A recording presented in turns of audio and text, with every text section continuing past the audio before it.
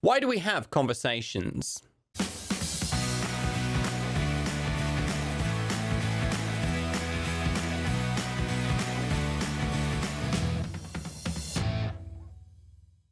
Good morning, good afternoon, or good evening. I'm Julian Northbrook, and this is Doing English.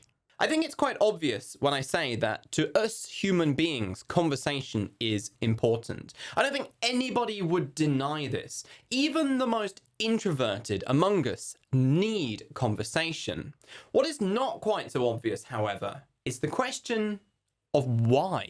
You might be tempted to do what so many others do and simply put it down to a need to exchange information. And while information exchange is an important part of communication and why we converse with each other as a species, it doesn't actually get to the heart of the matter.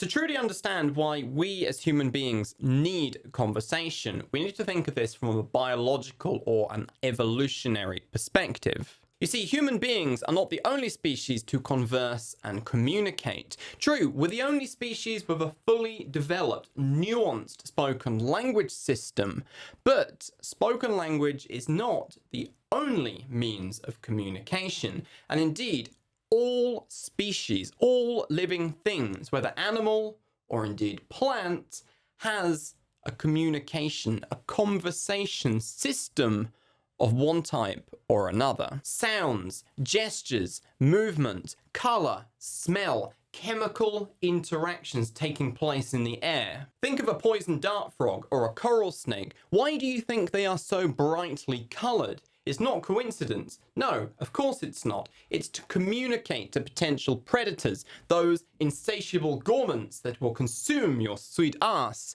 Touch me and I'll kill you.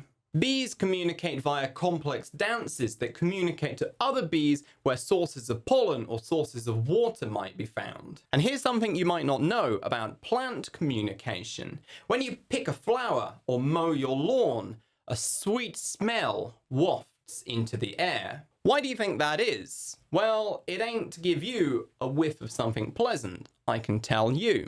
Environmental ecologist James Cahill of the University of Alberta says that it is actually to attract insects. You see, when pests are munching on plants, it damages the plants. This causes the plants to then release this smell into the air. This attracts insects who then come to the plant's rescue by killing and eating the pests. So this smell that comes from a flower or from grass or whatever plant it might be that you've happened to pick or cut is actually the plant's communication mechanism. It's how they communicate with insects that are gonna save them from getting completely eaten. Now, while this is all very interesting, what has this got to do with human conversation and why we do it? Well, what we've got to think of here is what is the common denominator among all of these different communication types, whether plant or animal, and why they do it. Simply put, it all comes down to survival. The bright colors of poisonous animals is a plea to predators, don't eat me. The dances of bees is a way of indicating where food and pollen sources are, where water may be found, without which the bees would die pretty quickly. The same with plants releasing the smells into the air. It attracts insects that kill the pests that would fully consume and destroy the plants. And so it has always been with human beings too. Go back 100,000 years to the birth of the first Homo sapiens, and with it, what we believe to have been the starting point of our incredible language system. How did you know not to eat those bright red berries that turned out to be really, really poisonous? Well, it's not because you ate them yourself. Hell no, if you'd eaten them, you'd be dead. It's because someone told you that they're poisonous, probably in the form of a story. Hey, you know, Ugg, the caveman down the road? Yeah, he ate those red berries. 5 seconds, bam, he was flat dead on the road. Now, the more observant among you may have noticed that I have somewhat contradicted myself here, because we have come full circle back to the topic of information exchange, which I already said is not the full picture, is not at the heart of why we have conversations. Well, you see, survival is at the heart of everything, and an important part of that is indeed the exchange of information. But how do you know to trust that information?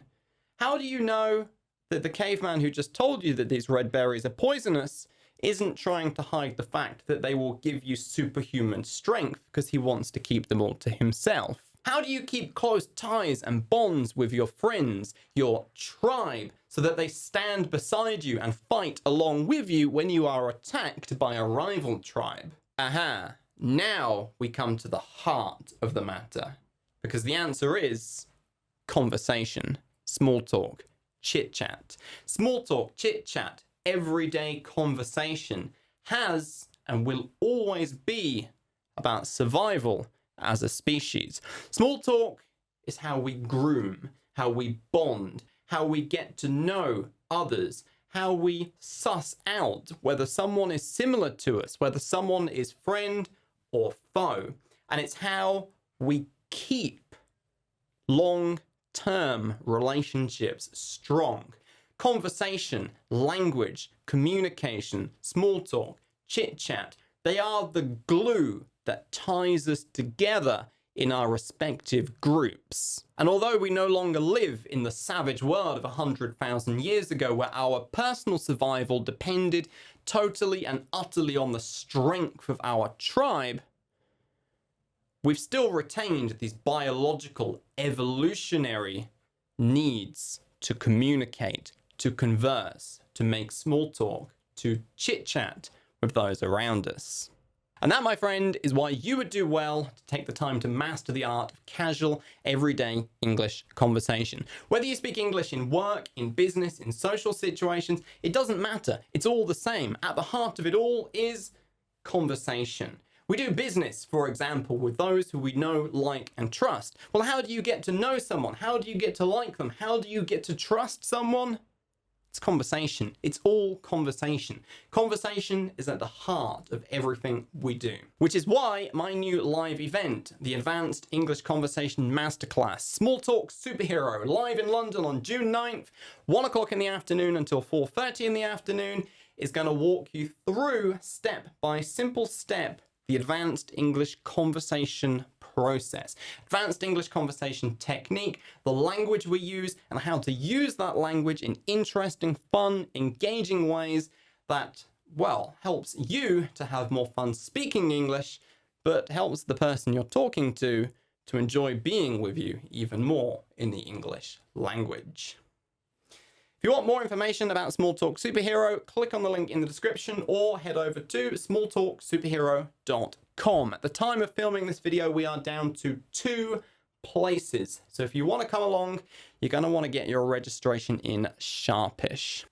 That then is it from me, Julian Northbrook, signing off from another video. If you've got any questions about casual, everyday English conversation, whether in business or social situations, go ahead, ask in the comments, and I will reply as many as I can in future videos.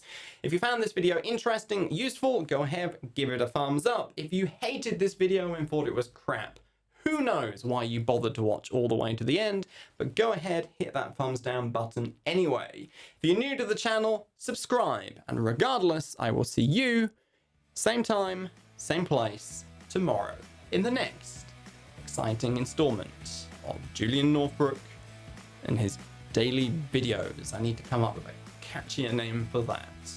Goodbye. Want to be more advanced in your everyday English conversation? Sure you do, which is why I made a video giving you my top 5 tips to do just that. Click here to check that out. And if you want more information about Small Talk Superhero or to register, go ahead, click this button here. Enjoy.